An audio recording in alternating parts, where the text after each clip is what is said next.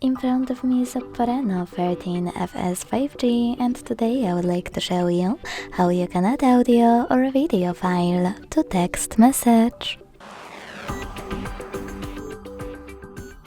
Begin by launching Messages app. Now select or create a chat. And when you're ready, use this plus at the bottom left corner.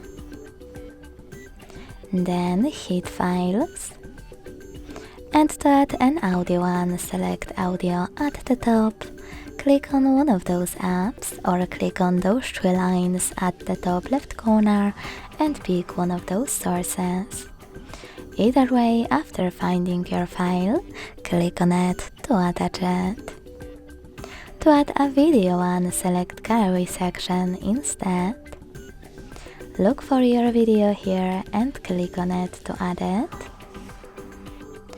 Or select Folders, look for your video here and tap on it as well. Thanks so much for watching. If you enjoyed this video, don't forget to leave a like, comment and subscribe. Bye!